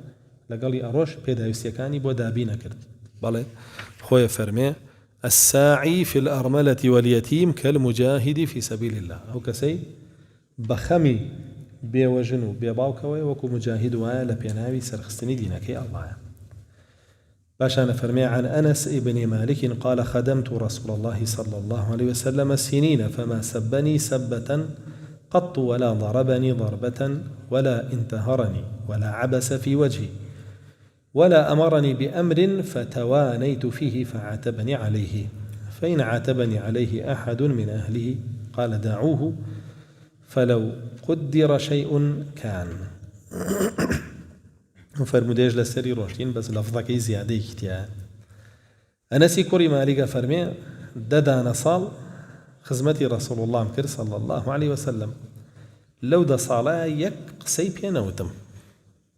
سب مانيا والذم مانها والشتم مانها سب بسببه كابرا هيجي نكردو تو قسيب يالي هو سب شتم كابرا كتنيكي كردو انجا تو قسيب يالي ذم صفتانكي ناشرين تيا إليت تو وايت بيالي أو ذم كردو بلا مگر هیچی نکرد بیا قسەی پێ بڵێ ئەوە سەبە ئەگەر کەت نییەکە ئەنجا قسەی پێڵێ ئەو شەتمە جیازەکەیان رسول الله صلى الله عليه وسلم هیچیانی نەکردو ما كان رسول الله صلى الله عليه وسلم سبابا ولا لعانا أوجهات وحديثك أنا فرمي هیچ کاتێ قسەی پێ نەوتوم ولا ضربني ضربة هیچ کاتێکیش لێی نەیاوم ولا انتهرني انتهار تێخوڕینە با بڵێن ئەوە لێیکەڵێ هێی ئاوایەکی بۆکەی تورابي لي ياخذ جاري وها بدز انتهارك اوایکی لێکی وما بيڵێن سی خوڕمێکی لێوە جا بە گۆچانی ژەیە بە داری ژێن فەرمی هیچ کاتێ وەشی نەکردووە رسول الله صلى الله عليه وسلم باشانە فەرمێ ولا عبس في وجهي هیچ کاتێکیش ڕووی لێ گرژ نەکردو رسول الله صلى الله عليه وسلم یەکجار ڕووی گرژ کرد ئاەتدا بەزی فەرمێ عبس وتولى يتروي قرجنا كردوات الله ما معناه وني رسول الله صلى الله عليه وسلم صفته كتاب وخراب بو الله جل جلاله سرزنشتي كردو هو بو فير كردني يما كتول برانبر مسلمان ابو دنيا عبوس بي باشا بو فير كردني يما چونکە ئەگەر رسول الله صلى الله عليه وسلم لێی گەڕایە عبوس بێ ئەوە ئەمانوت عبوس بی بەرامبەر مسلمان سنت چونکە ئەو عبوس بوو ئەو بۆ فێرکردنی ئێمە هەندێک شتەیە کە قورئان دابەزی وە لەسەری بۆ فێرکردنی ئێمە یا فەرموودە هاتووە لەسەری بۆ فێرکردنی ئێمە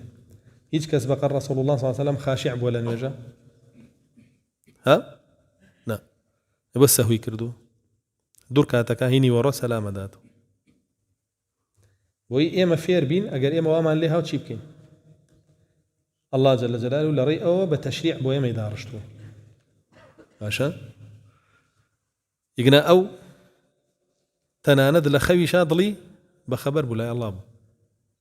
أنت تشيل لن يرجع قايل أخوينا هلا بك نا وبو التشريع بو يما باش أنا فرمي وفرماني بينا كردوم بشتيكو اشتكي بو جيبجينا كم ياخد لجيبجي كردني اشتكي شستو شالاق نبم أو دواي محاسبمك على سري فعاتبني عليه سرزنشتمك على سري هرقي سرزنشتي شينا كردم أقر بهاتا لكاريكي شاكا مكرم أبوها فإن عاتبني عليه أحد من أهله أقر خوي قصينا كردا ويكلا نزيك كاني قصيب كردا بون من إمامي علي محاسبي بكردا أنس بون من يكلا خزانة كاني محاسبي بكردا فرمي رسول الله صلى الله عليه وسلم يفرمو لي قرن أقر الله تقديري بكردا اشتكى وأنا بي وأنا أبو طبعا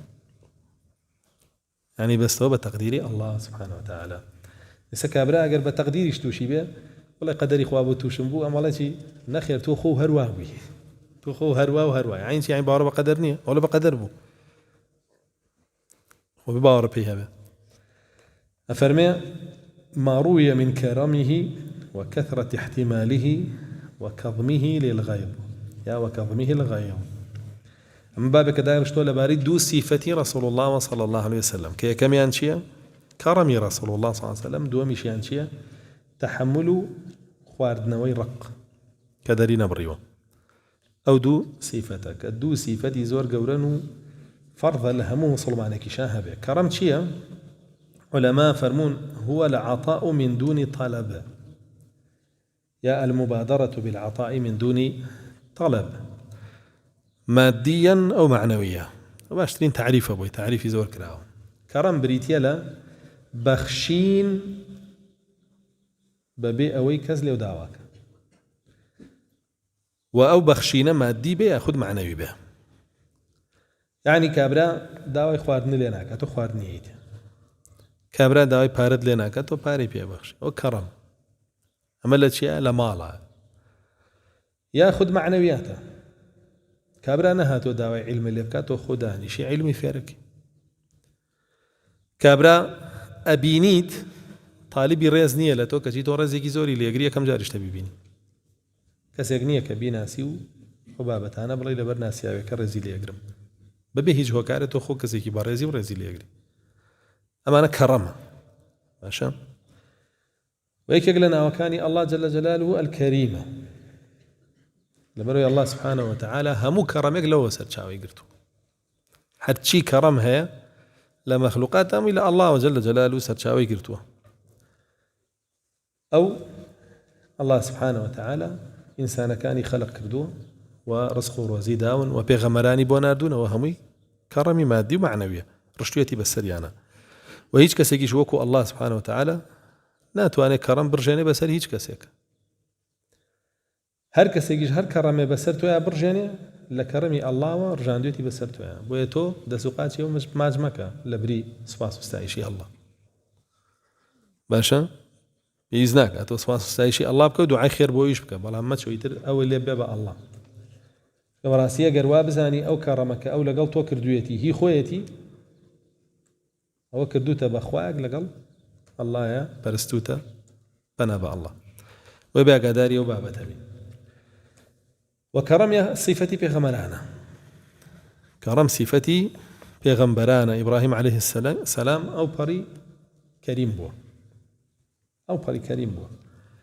حتى الله سبحانه وتعالى لقرآنها فرمي وهل أتاك نبأ ضيف إبراهيم المكرمين جاء فرمون أم آياتا دو معنى لي ورقيلي يك ميوانا كاني برزبون يك إبراهيم ريزي كي زورين على ميوانا كاني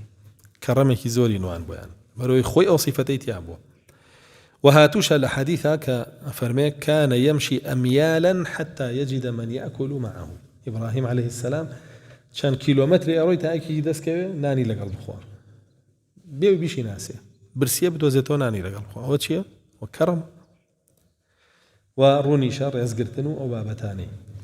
ورسول الله صلى الله عليه وسلم أنس وصفية كافر كان أكرم الناس فرمي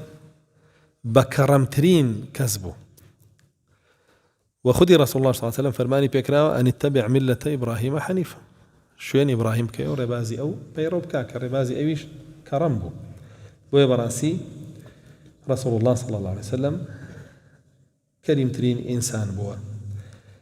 كرم لچان روية كميان بذل النفس في نصرة دين الله خو ماندوو بکەی لەسەر خستنی دینی ئەڵڵایە نفسی خۆت باشە بەکاربێنی بۆ سەرخستنی دینی ئەڵڵا کە ئەوە لێش داوا کراوە إن الله اشترى من المؤمنين أنفسهم وأموالهم بأن لهم الجنة الله جل جلاله نفس وماڵی خۆتی لێ کڕیوی لە بەرامبەرا بەهەشتێ پێدا بۆ ئەگەر نفس و ماڵت بەکار بهێنی بۆ سەرخستنی دین ئەوە کەڕەمە لە تۆوە و ئەوە بێتە هۆی ئەوەشی کە الله جل جلاله كرم دا باريني بسرتا ما دام تو أتوي دينك الله سرخي الله جل جلاله رزيليني كاتك سيكي كريم بويا عزة كرم بقر سرخستنت بو دينك تدا أبزيت السرت ودي قد تجبنها بطبيعي لنا وخلقيا هركس زور ترين كار بكا بو سرخستني الدين للاي مسلمانان بارستر خوش يستر بهيبتر بعزتر جوان ديارة بۆیە بەڕاستی یەکەم لایەنی کەڕەم بریتە لە خۆ بەکارهێنان لە سەرخستنی دینە ئیشکردن بۆ سەرخستنی دین دووەمیان بەذل المال من غەیری سوئال بەخشینی ماڵ بەبێەوەی لێت داواکەن خۆ دەڕۆی لە خەڵکە پرسی هەواڵیان نەزانی هاوکاریانەکەی بێەوەی کابرا بێت لێت داواکە باشە کە لی داوا کردی ئەوە عەتاءە بەخشینە بەڵام کە تۆ بردە پێش داواکردنی ئەوە کەڕەمە کە ئەمانە هەمووی ئەجر و پاداشتی گەورەی لەسەرە و الكرم في الأخلاق والآداب لایەنی سێمی لە ڕەوشت و لە ئەدەبە هیچت نییە بیبەخشی علمیشی پێ نییە فێری خەڵکی کەی تو دینی ئەڵڵای پێسەرخەی کە گەشتی بە خەڵک یارمەتی بە ڕێزی لێ بگرە قسەی جوانی لەگەڵکە قول للناس حسنا و شەڕت دوور خەرەوە لەو لە شەڕی خۆت بیپارێزە وەکو چۆن رسول الله صلى الله عليه وسلم بە ئەبوو ذەڕ فەرمێ ئاخر شت کە فەرمێ ئەگەر هەر هیچم پێ نەکرا قسەی خێریشم پێ نەکرا بۆ خەڵک فەرمێ کوفە شەڕەکە عن الناس شەڕی بگرێتەوە لە خەڵکی ئەمەش هەمووی کەڕەمە لایەنێکی تری کەڕەم ئیکرام الضەیف ڕێزگرتنە لە میوان حتى إبراهيم عليه السلام بيوترا أبو الضيفان بواي بيوترا لبروي هم ميوان لإنسان كان رزيكي زوري ليقرد هم ميوان لملائكة كان شاهاتن بولاي رزيكي زوري ليقردن بويا آواي بيا فرمي حتى ملائكة كان كدين بولاي إبراهيم عليه السلام تاوكو هوالي لنا وبردني قومي لوطي بيا بدن وهوالي وي بيا بدن كالله سبحانه وتعالى منالكي بيا بخشي فرمي جواركي كيبو راستوخو سري بريو هناي بولاي يبخون فما لبث أن جاء بعجل حنيذ يجورك يهبو خيرا سري بري وباكي كردو برجاندي والسوري كردو هنا بردميان داينا فلما رأى أيديهم لا تصل إليه نكرهم وأوجس منهم خيفة كبيني دسيان ناقابا خوارنا كان نايخون ملائكة خواردنا أخوان جاء ترسيلينيش باش بو ترسيلينيش ولما فرمون لبروي لا أوسايا للاي عادتي بياو شاكان وابو ئەگەر میوانێکی بێ و ئەم ڕێزێکی لێ بگرێ ئەو ڕێزەکەی قبوڵ نەکا و بەتەمای شتێکە باش نییە لە بەرامبەریە ئامادەی دۆستایەتی نییە لەگەڵی بیکە بۆیە فەرمووە جەسەفیهم خیفە ئەنجا ئەوان جولیان لا تەخەف مەترسە إنا رسل ربك لا يأتيك ناتوا إنا نبشرك بغلام حليم أبو شيوة تاكوتاي يما ملائكين للايان الله عنير راوين بەڵام ڕێزەکەت گەشتە جێی خۆی و بۆ شێوەش خەڵکی با بڵێن بانگە کرد ئەوە ڕێزگرتن بوو لە میوان هەر هەمووی یاخود میوان ڕووی تێکردا دەستی بەڕوویەوە نانە و جۆرێکی تر لە کەڕەم هەیە الکەڕەم مع الأقرباء ئەوەگەر ببینن هەر جارێک باسی بەخشین و ئەو بابەتانە کرا بێ یەکسەر یەکەم کەسکێن ئەقرەبین ئەنجا دوای یەتامە مەساکین وإنسان لقل كسن زيكا كاني خويا بكرم به باوكا دايكا خوشكا برايا كتا كرة إثر ماما خالة بورا آموزاء خالة زاء بورزاء لقل هميان واجبة لسري بابرين بكرم به. آخر جوري كرم كباسكين بريتيلا قضاء حوائج الناس. بدا يستي خلقي دابين كي مادي بياخذ معنوي به پێویستی بە ڕاوێژی پێ بکەی، پێویستی بە وەڵامە پرسیارت لێکات جوابی بیتەوە، پێویستی بەوەیە کە بارێکی هەیە بیخاتە سەر سیارەکەی بڕۆی دەستێکی بیتێ لەگەڵیا، ماڵ بارەکە بڕۆی یارمەتیەکی بی، ماڵی دێ بڕۆی یارمەتیەکی بی، لە سجادە و بانەی بینی شتێکی قورسی پێ نایتوانێت دەستێکی بیتێ لەگەڵیا. ئەمانە هەمووی یارمەتیدانی خەڵکیە و کاروباری خەڵکی ڕایەکەی. رسول الله صلى الله عليه وسلم فەرمێ: لا يزال الله في عون العبد ما دام العبد في عون أخيه. الله سبحانه وتعالى لا يرمتي عبدك به هتا أو لا يرمتي براك به هر كرم بنويني الله جل جلاله هاوشي وكي بودا بزيطه بودا تواني أو صفة الأخوة بهنا ربون. ورسول الله صلى الله عليه وسلم كريم تريني إنسان كان بو كباس ما كريس خوشي كومال فرمدا هنا لسر كرمي رسول الله صلى الله عليه وسلم. فرمي عن عائشة قالت: ما ضرب النبي صلى الله عليه وسلم امرأة قط. رسول الله صلى الله عليه وسلم هج كاتير لآفرتنا يا هرجيس وكرم يانا كرم كاميتي زرري بوكز نبوه زرري خوي لخلق قرتوته أقرب إنسان شايستشيبه به. أفرمي رسول الله صلى الله عليه وسلم بهيج شوي لآفرتنا يا لكاتك أتو آيات هي الريت بيدا لا أفرت بي بلان شا أفرتي طبعا آياتك نبي أقعد داربي أفرتك أبدو بشو كم يعني فرمي: فالصالحات قانتات حافظات للغيب بما حفظ الله. أما نهي لأنين أقرها لشكا باشا أفرتك كصالحة وخاص الحاوة قانتة فرماني الله جبجئك دعاء فرماني مردك جبجئك حافظة للغيب كتولي دوري ماڵە پارێزێ ناموسی خۆی پارێزێ. ئەمە هەڵەشی لێ بوەشێتەوە هی ئەوە نییە لێی بە یاگادار بە لێی بێ گونەحباری. ئەو ئافرەتەی کە شایستەی لێیانە واللاتی تەخافونە نوشوزەهن هەرم کەسێمە تا خوێنێتەوە تەفسیرێکی ناکە کە ئاەتەکە هەڵی بگرێت، تەفسیرێکە کە عەقڵی خۆی گرێت. ئەم ئاەتە ئافرەتە بۆگا بە دوو بەشەوە، ساڵیحە هەڵی لێ بۆشێتەوە لێی نایی، بەڵام ناشیزە کە نشوزەکە کە خۆی هەر لە ئەساسەوە ئافرەتێکە قانیتە نییە، حافظە للغەیب نییە، صالحە نییە، ئەمە دوای چەند قۆناغێک لێدان دێتە پێشەوە. واللاتی تەخافونە نشوزەهن فعظوهن. یەکەم چییە؟ نەسیحەتی. ئەنجا ئەگەر نەسیحەت بە کەڵکی نەهاو وەهجوڕوهن في المضاجع سەرجەیی لەگەڵ مەکە. جا فەرمێ في المضاجع ناڵە عن المضاجع. في المضاجع يعني هل لجيجاكا بمينرو لقالي بلام سرجي لقالك. عن المضاجع شيء بروي تجورك أوديو أو ينوتوا آياتك كأشي تجورك أوديو وأزاني آياتك تطبيقك إن خير واد نكردو غلط كردو. أبي هل لهمان جيجا شابي نك جيجاكش جياكي تولي جورابي هل لهمان جيجا أبي لقالك جاء باشتر عذيتي الشيء يعني ولا باليش تامو حزيش مبيونيا لبروي رفتارك كان بيزاري كردو وباشتر عزيتي أبلغتره أجر بوش شاق نبو أنجا وهجرهن أنجا آية تنجار نصيحتيكي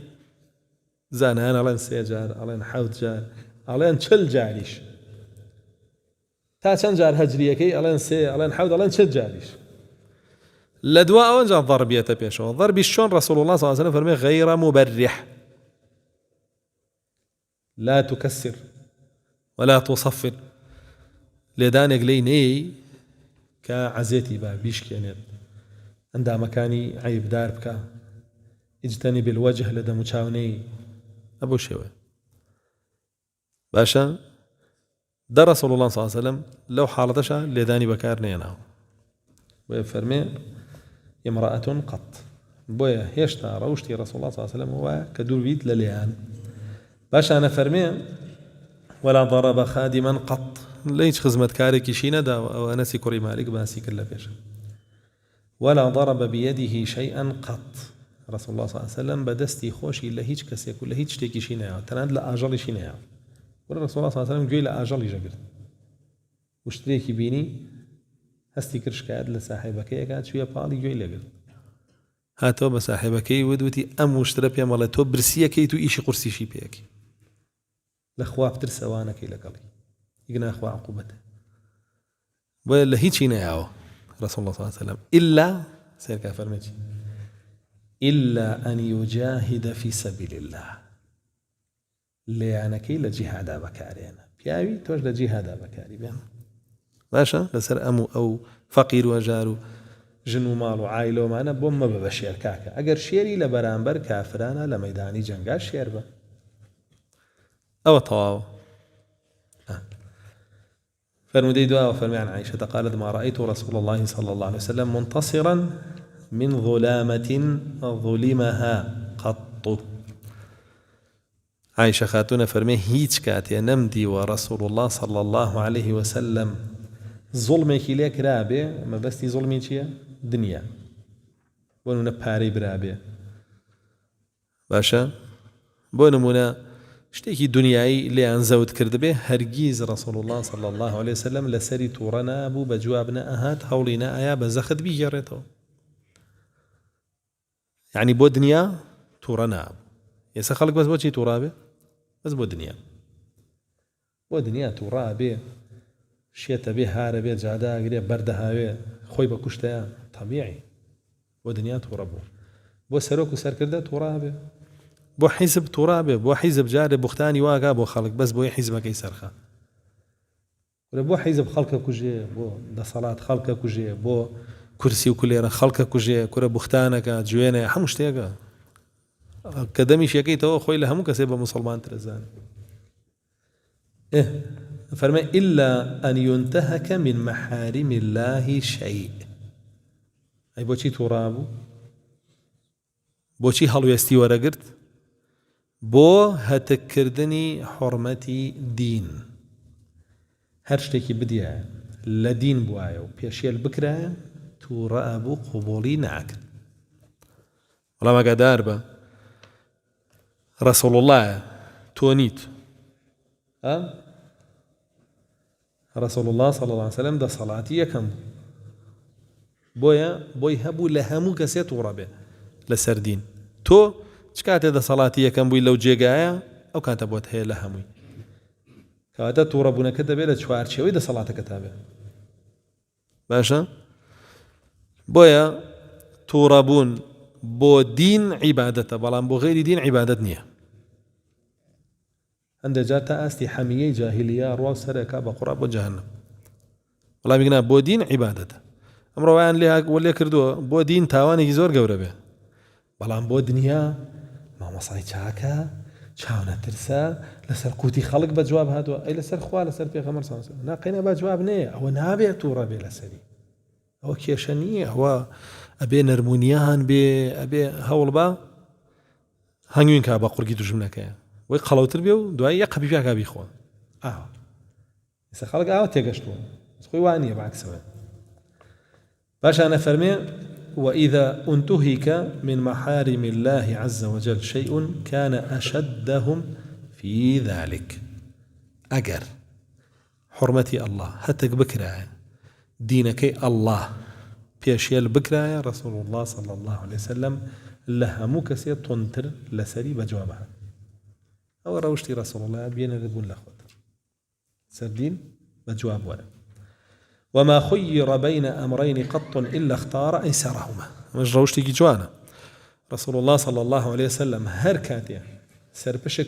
كراية لبيني دو بجارديا إلا كمان يلا بجارد أسانا كان نكخوشك يعني أسانا كان قيسا وان لك دو خوشك يعني بجارد يعني أجر بها تايا دوشد بها تايا تبيشو بوي هر دوكي حلال بوايا كمان ئاسانتر بە دەست ئەهات دەستی ئەوان شتی لەسەر خۆی قورس نەئەکرد مەبەستیەوە نییە شتێک هاتوۆتە بەردەمی حەڵاڵە لە بەرامبەریش شتێکمانەیە حرامە حەڵاڵەکە قورسە بە دەستێنانی حرامەکە ئاسانە دقەی ناکات ڕەسوڵ الله ئاسانەکەی هەڵبژاردووە حرامەکە هەڵبژێت ئەوێ شتیوە کابرا خۆی بڕوا کەسابەت کا و مدتێک تەحملی قەرزداری بکە هەتا وەکو خۆی قەرزەکەی باتە و ئیشەکەی جێبەجێکە ئەمە ئەڵێ قورسە ئەی کامە ئاسانە بڕۆم لە بانک قەریبەویەکە پارە ڕاکێشم و ڕیبا بم ڕسوڵ الله صلی الله علیه و سلم ئاسانەکەی هەڵبژاردە وا بڕۆم وایان بکەم ئاواکە پێی قورسە ئۆپڵێک لێ خوڕێ باشە بە 50 وەرەقە بیکڕێ لێ چم لە بانک ڕاکێشم ئەمایان بە پێشەکی دواتم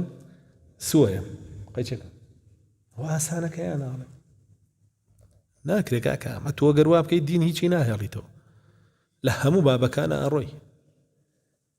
ئەگەر دوو شتی حەڵاڵ بهاتایەتە بەردەستی یەکیان قورس بۆ یەکیان ئاسان بۆ ئاسانەکەی هەڵبژە دوو ڕێگامان هەیە ئەچێ بۆ یەک جێگە ڕێگایەکیان قورسە ڕێگایەکیان ئاسانە بە ڕێگا ئاسانەکەیان ڕۆم بۆ بە قورسەکەیان بڕۆم ئەچم بۆ فڵانە شوێن سیارەیەکم هەیە و ئەتوان بە پێش بڕۆم کامەیان ئاسانە زووترە گەم و ئەمینترە و پارێزرایە بە سیارەکەم ڕۆم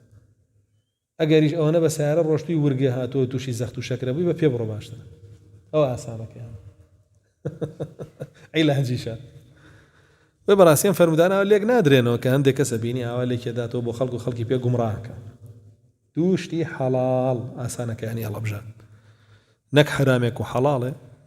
بڕوا ئەو هەڵبژێرە یا گومڕاییەک و هیدایەتێک بڕوا گومڕایەکە هەڵبژێرە بڵێ ئاسانە شتی وای نەبووە بۆ نیشە باشانە فەرمێ عن أنس قال خدمت رسول الله صلى الله عليه وسلم يا خدمت رسول الله صلى الله عليه وسلم 10 سنين وأنا غلام ليس كل أمر أمرني كما يشتهي صاحبي أن يكون فما قال لما فعلت هذا أو ألا فعلت هذا أنس كريم مالك فرمي أما زول لسني روشتين ددانا صار خدمة رسول الله أمكر صلى الله عليه وسلم كارو بارم ببرية كده همي بوشيونا بوك أخوي بدلي به يعني بوشيونا بوك رسول الله صلى الله عليه وسلم بدلي به بلام لقالوا يا كبدليشين أبو سرزنشتينا أكردم لسر بابة كان فرمودي دعاء أو فرمي صاحبت رسول الله صلى الله عليه وسلم 10 سنين فما قال لي شيء قط لما صنعت كذا وكذا هرهمان فرمودي بچن سندك هنا بيتيو أم فرموداني أنس هنا بيتي ليرا كهمي وباسكاتو بلغي لسرشي كرمي رسول الله صلى الله عليه وسلم لقل أنس لتشيا لروشتيا ليرا أوستم چونکە بابەکەمان دوو ڕەوش بوو وابوو ڕەوشتێکیان کەڕەم بوو ڕەوشتێکیان خواردنەوە شاردنەوەی ڕق بوو جەنازام لەسەر شاردنەوەی ڕقەکە قسە بکەم یا بیخەمە بەیانی تۆزی کە بڕوا بەربانە قەینا لێرە ئاوەسین ئینشاءڵڵا دەرسی داهاتوو ئێستا لە فەرمودەی چەند ئاوەساین 50 لە 52 دەست پێکەینەوە و پێش ئەو باسی صیفەتی کەظمی غەیظەکەین چونکە ئێمە بڕیار بوو چۆن شەرحیکەین پێویستی بە تعریفات هەبێ تعریفاتەکان بێنین پێویستی بە خاڵبەندی هەبێ خاڵبەندیەکان بێنین ئەنجام بچینە سەر فەرمودەکانیش دووبارە و ضعیف نەخوێنینەوە سەنەدەکانیش نەخوێنینەوە و بە یەکتری شەرحیان کەین وهل لەسەرەوە منهەجا ڕێ ئینشاء الله والحمد لله رب العالمين